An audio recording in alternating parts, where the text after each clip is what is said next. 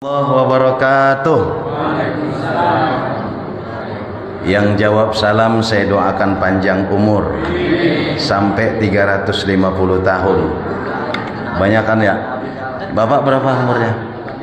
80. 80 udah segini, bagaimana 350? Alhamdulillahirabbil alamin wa bihi nasta'in ala umurid dunya waddin. Wassalatu wassalamu ala asyrafil anbiya'i wal mursalin Sayyidina wa maulana Muhammadin wa ala alihi wa ashabihi rasulillahi ajma'in. Qala Allah ta'ala fi kitabihil karim Syahru Ramadan alladhi unzila fihi al-Qur'an hudan linnasi wa bayyinatin minal huda wal furqan. Faqala Rasulullah sallallahu alaihi wasallam, man shoma ramadhana imanan wa ihtisaban ghufira lahu ma taqaddama min dzambi. Faqala Rasulullah sallallahu alaihi wasallam, man kharaja fi talabil ilmi fahuwa fi sabilillahi hatta yarji'.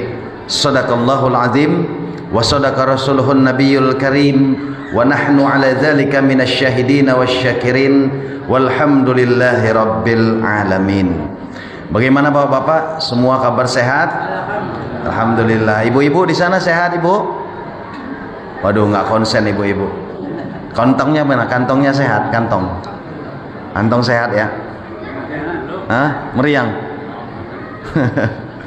Baik. Hari ini saya dikasih tugas bagaimana mendapatkan kemuliaan di bulan suci Ramadan. Sebelum kita bicara kemuliaan, tentu ayat yang semua kita hafal. Allah Subhanahu wa taala mengatakan, ya ayyuhalladzina amanu kutiba alaikumus syiyam kama kutiba alal ladzina min qablikum la'allakum tattaqun. Kata Allah, hai orang-orang yang beriman. Allah panggil orang yang beriman. Allah tidak katakan ya ayyuhal muslimun, apalagi ya ayyuhan nas. Maka hanya orang yang sanggup melaksanakan ibadah puasa dan Ramadan ini hanya orang-orang yang beriman. Kalau hanya orang Islam sanggup hanya sampai 7 hari, wajar saja. Kalau awal Ramadan ramai masjid, penuh musola sampai keluar-luar. Kemarin ramai nggak nih? Udah nyusut nggak nih? Ada kemajuan ya, maju mundur. Ya itu, karena yang berimanlah yang akan mampu melaksanakan ibadah Ramadan, tarawih, puasa. Kalau yang kadarnya sekedar Islam saja, saya yakin nggak sanggup. Kenapa? Karena iman yang berbicara. Karena iman. Ya ayyuhalladzina amanu kutiba alaikumus syiyam. Allah tidak katakan wujiba, Allah katakan kutiba. Padahal Allah wajibkan. Tapi kenapa tidak Allah katakan wujiba? Kenapa Allah katakan kutiba?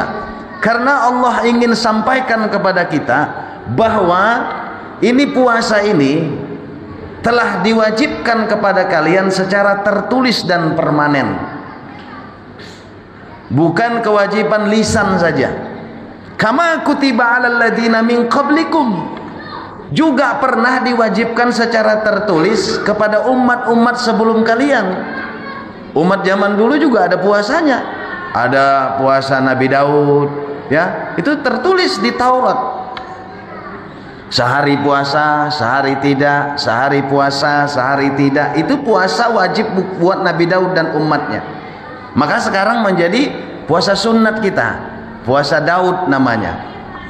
Sehari puasa, sehari tidak, sehari puasa, sehari tidak. Itu begitu. Tapi tidak ada sholat Daud ya. Nanti sehari sholat, sehari tidak, sehari sholat. Nggak ada sholat Daud, nggak ada. Yang ada puasa Daud. Puasanya Nabi Isa alaihissalam ada 40 hari 40 malam. Yakin saya kalau kita diwajibkan puasa itu bukan 40 hari 40 malam nggak buka-buka. Tapi Nabi Isa dan umatnya itu kalau umpamanya berbuka jam 7 malam sampai jam 7 malam lagi baru berbuka dan sekalian sahur gitu. 40 hari 40 malam kita boro-boro. Jangankan 40 hari 40 malam, puasa ini aja sampai jam 6.30 udah letoy kita. Apalagi terik, panas hari, terik banget. Ngelihat, jangankan ngelihat apa, ngelihat ceret teko berkeringat, waduh enak banget. Teko berkeringat, Bu, berarti isinya apa itu? Es batu. Waduh, ini mumpung beberapa hari ini seger puasa, nggak panas, alhamdulillah. Hujan mulu kemarin sampai malam.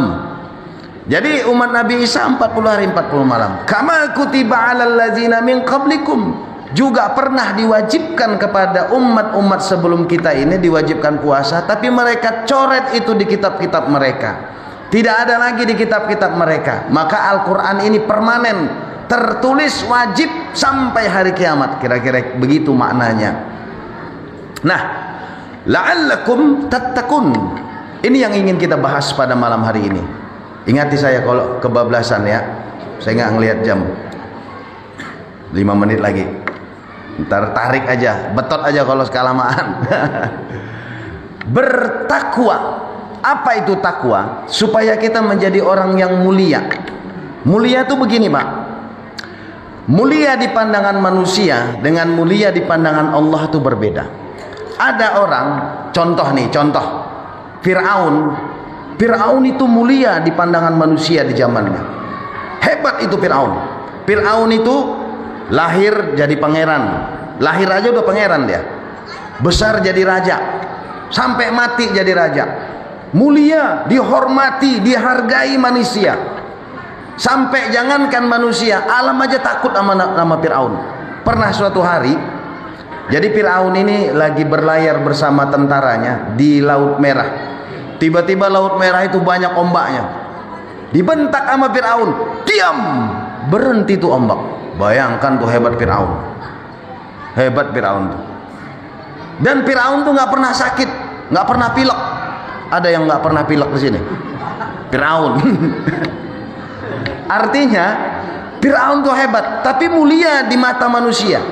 Tapi kalau sudah Allah menghinakan, sampai kapanpun Fir'aun akan menjadi hina. Buktinya, belum ada pernah kita dengar orang anaknya lahir dibuat namanya Fir'aun. Saking hina aja itu Fir'aun. Umpama nih, kita sholat tarawih, tiba-tiba datanglah pembesar. Marilah kita minta sambutan dari bapak yang terhormat sebagai Fir'aun di kampung kita ini. Wah, habis kita. Menghina kau katanya. Dibilangnya kita menghina kalau kita sebut dia Fir'aun. Begitulah hinanya Fir'aun. Maka puasa ini tujuan kita di samping takwa. Takwa itu kita mulia di sisi Allah.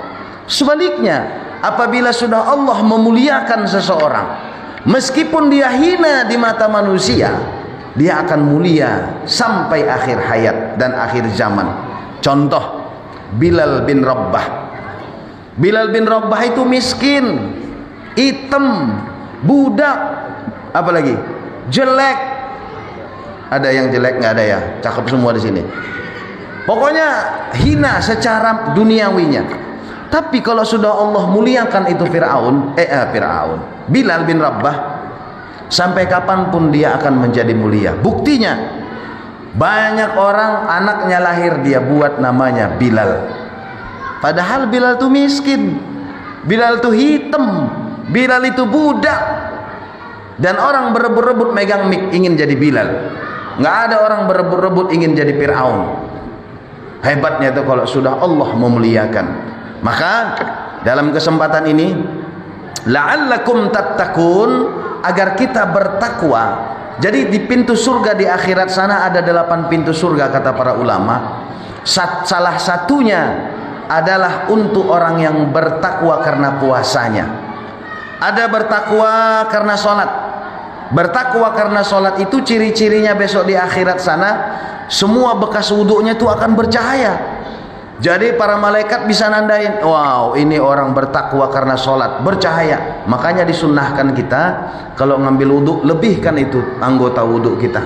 Umpamanya kan batas siku, sisakan Sisakan jenggot kita, semua sisakan, supaya itu menjadi bukti dan cahaya besok di akhirat. Jadi para malaikat juga tidak perlu memilah dan memilih. Dilihatnya, wah ini bertakwa karena sholatnya, masuk surga melalui pintu surga yang bernama Babus Sholah, nama pintu surganya. Bertakwa karena puasa ada, sebagaimana Rasulullah Shallallahu Alaihi Wasallam mengatakan, mulut orang yang berpuasa itu di sisi Allah, ingat, di sisi Allah, bukan di sisi manusia. Kacau. Sisi manusia sahur makan jengkol dia, habis itu makan pete, habis makan jengkol makan pete, nggak gosok gigi, buru-buru ke masjid Al-Madani, saf terdepan, Allahu Akbar, wah penuh masjid, kebetulan puasa pertama. Pas salam, assalamualaikum warahmatullah, adab-adapan nama temannya, pingsan teman gara-gara dia. Itu di sisi manusia.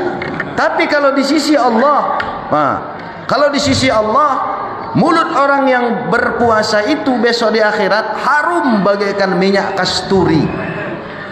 Kasturinya surga, bukan kasturi dunia. Kalau kasturi dunia nggak enak baunya. Pernah saya beli minyak kasturi, nggak enak. Kalau kasturinya surga, masya Allah. Jadi di sana besok di akhirat, orang yang berpuasa itu akan mengucapkan salam, assalamualaikum. Tercium malaikat baunya. Kata malaikat ini, orang yang bertakwa karena puasanya masuk surga melalui pintu surga yang namanya Babur Royan. Nah, bapak-bapak, ibu-ibu, sebenarnya lama kita mau ceramah ini. Banyak yang mau kita bahas, terutama kan saya mengenalkan diri dulu ya. Nama saya Muhammad Sukri Marpaung. Kalau Marpaung jelas bukan orang Surabaya, orang Batak. Emak saya Tampu Bolon. Nah, kita bahas nanti kapan-kapan. Kapan-kapan mana panitia nih? DKM. Nanti undang saya sholat subuh. Sholat subuh kapan kita bahas bagaimana perjalanan sakaratul maut. Saya kan kerja di rumah sakit. Saya tiap hari di RSUD itu. Tiap hari ngeliat orang mati. Tiap hari.